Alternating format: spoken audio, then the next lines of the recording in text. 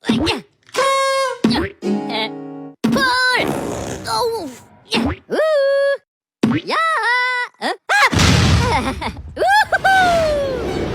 with the fans. Pose with the pose with the pose with the pose with the fans. Pose with the pose with the pose with the fans. Fans. Yami Baito, trend kerja part-time haram di Jepun ramai anak muda jadi mangsa. Penulisan berita yang ditulis oleh wartawan Nadia Ghaffar ini secara ringkasnya merujuk kepada peningkatan trend Yami Baito di Jepun, iaitu pekerjaan sampingan pasaran gelap. Ia menceritakan kes perompakan di sebuah kedai jam tangan mewah di Tokyo. Para perompak berjaya ditangkap dan mereka dikatakan tidak saling mengenali.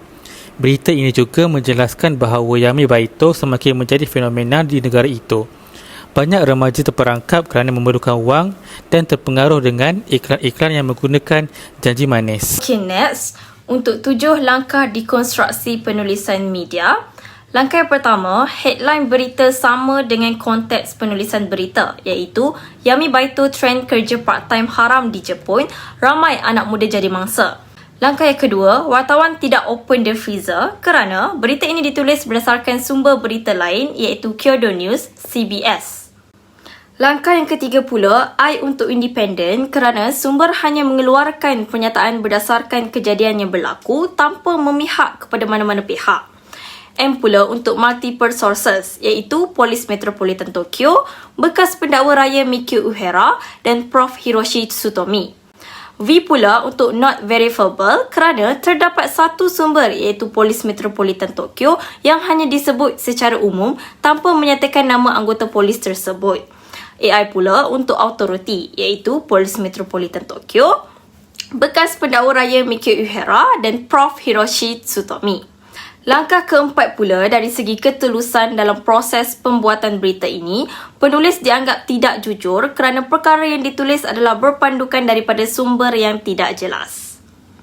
Langkah yang keenam, iaitu 5W1H, where di mana kejadian ini berlaku, iaitu di Tokyo. What yang dimaksudkan oleh Yami Baito yang membawa maksud kerja sampingan pasaran gelap. Y iaitu 3 orang lelaki yang bersenjata merompak kedai menjual jam tangan yang berjenama mewah. When perkara ini terjadi pada bulan lepas. How macam mana perkara ini boleh terjadi kerana 3 orang lelaki itu menggunakan tukul kuku kambing untuk merompak kedai jam tangan tersebut.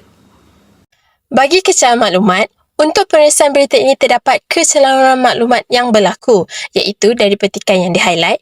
Penyataan tersebut menyiratkan bahawa dalang di sebalik fenomena Kak Yami Baito atau pekerjaan gelap di Jepun adalah orang luar negara. Akan tetapi, penulisan berita tidak menyatakan sumber yang mengeluarkan pernyataan tersebut. Pernyataan tersebut tidak menyediakan bukti atau rujukan yang mengesahkan teori ini. Perkara ini boleh membuatkan informasi yang ingin disampaikan tidak lengkap dan membuatkan para pembaca meragui maklumat yang dinyatakan. Bagi frasa dan ayat penulisan berita ini, perkataan korang yang digunakan di dalam penulisan berita tidak sesuai kerana kedengaran tidak formal. Perkataan korang itu boleh digantikan dengan perkataan anda untuk lebih formal. Selain itu, perkataan dorang juga tidak sesuai digunakan dan boleh diganti dengan perkataan mereka supaya penulisan berita ini nampak lebih formal.